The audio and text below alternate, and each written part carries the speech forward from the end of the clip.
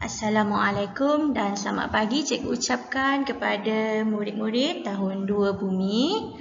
Okay, pada hari ini kita akan belajar subjek Bahasa Melayu tahun 2. Okay, selamat datang ke tapak pembelajaran Bahasa Melayu tahun 2 bersama-sama Cikgu Azandia. Okay, mari kita mulakan.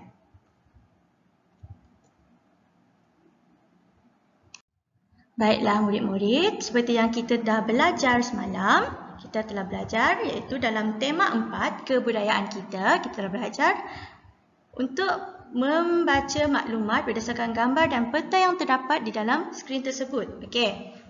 Cikgu harap awak ingat lagi apa yang kita telah belajar pada hari semalam. Okey, semalam kita dah belajar tentang menariknya tarian dabus, iaitu kita belajar mengenai menjelaskan sesuatu perkara berdasarkan bahan. Kita telah membincangkan apa yang telah dikemukakan di dalam bahan yang awak dapat. Okey, hari ini pula kita akan teruskan pembelajaran kita dengan menyatakan idea keseluruhan teks.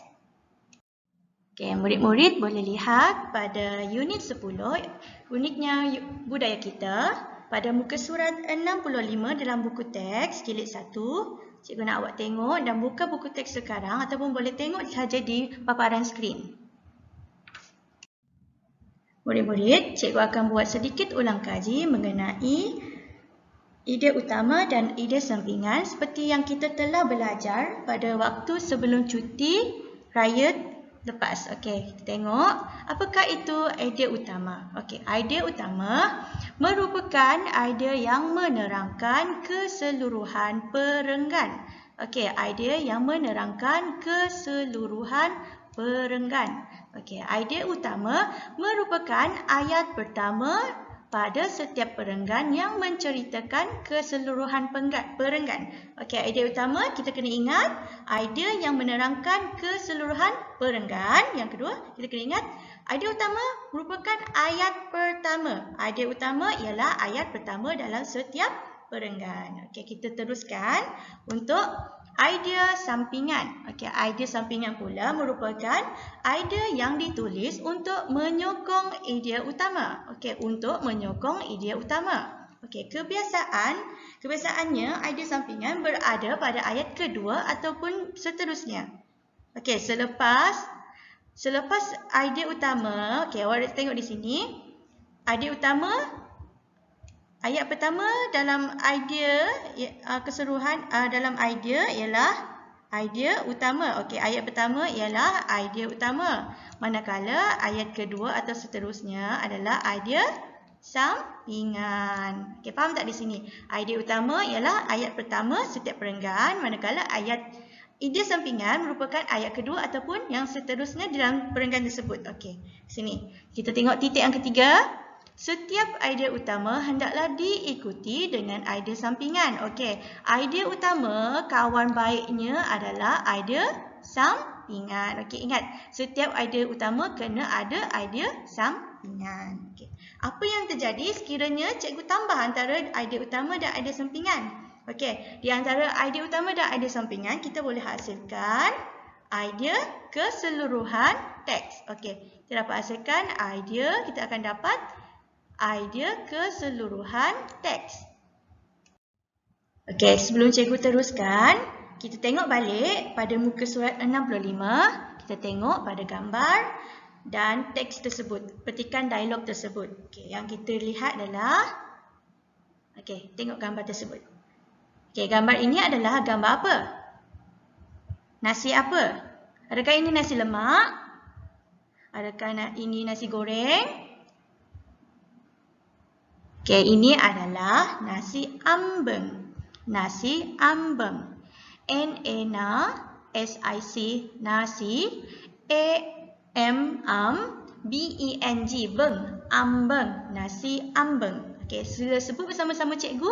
Nasi ambeng. Nasi ambeng. Okey, bagus. Okey, kita akan lihat dan baca bersama-sama petikan dialog tersebut. Okey. Murid-murid, dengar dan baca bersama-sama cikgu. Okey, kita tengok. Amboi, wanginya bau masakan makcik. Makcik masak apa? Makcik sedang memasak nasi ambeng. Makcik, apakah nasi ambeng? Nasi ambeng ialah makanan tradisi masyarakat Jawa, iaitu nasi putih yang dihidangkan dalam dulang dengan makanan lain. Antaranya termasuklah mi goreng, ikan masin, sambal, serundeng kelapa, tempe dan ayam goreng. Apakah keistimewaan nasi ambeng, makcik? Nasi ambeng istimewa kerana setiap hidangan akan dimakan secara beramai-ramai. Situasi ini dapat mengeratkan hubungan persaudaraan dalam sesebuah keluarga dan masyarakat. Barulah saya faham. Terima kasih, makcik. Okey, kita dah baca bersama-sama petikan dialog tersebut. Okey, berdasarkan petikan dialog tersebut, okey, petikan dialog ini menceritakan tentang apa, murid-murid? Menceritakan tentang apa? Okey, kita baca tadi keseluruhan teks. Okey, kita baca keseluruhan petikan dialog tadi. Kita akan dapat idea keseluruhan. Idea keseluruhan. Cikgu akan terangkan kepada kamu apa itu idea keseluruhan. Okey, idea keseluruhan merupakan idea yang menceritakan keseluruhan teks. Okey, tadi apa beza dengan idea utama?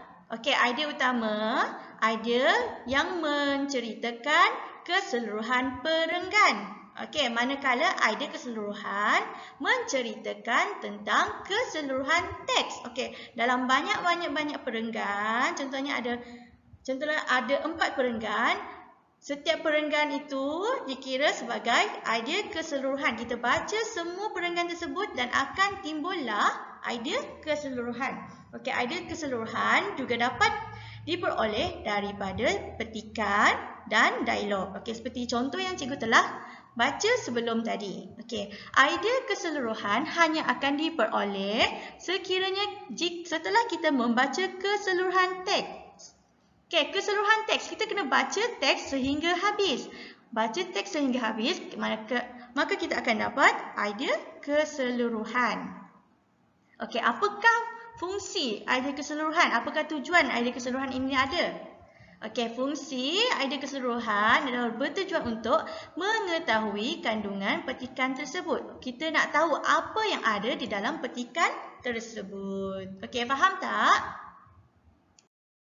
Dalam murid-murid, cikgu tunjukkan balik apa yang petikan dialog yang kita telah baca tadi. Okey, yang pertama, Sume berkata, Amboi, wanginya bau masakan makcik.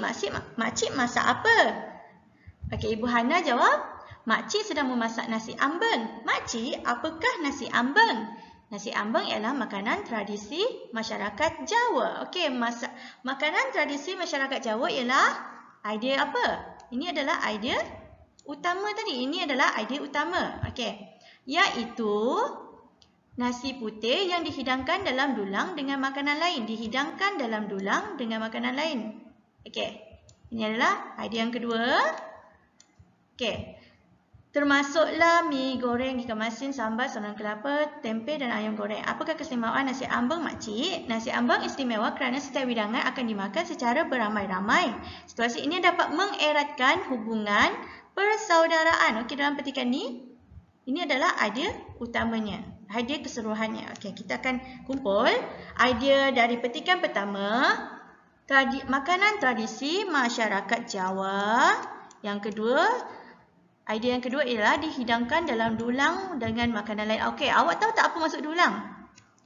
Dulang ialah seperti talam. Okey, dulang ialah seperti talam yang besar. Okey, pinggan yang berbentuk besar. Okey, cikgu nak bagi awak senang ingat. Okey, dia seperti pinggan yang berbentuk besar. Biasanya talam adalah dibuat daripada plastik.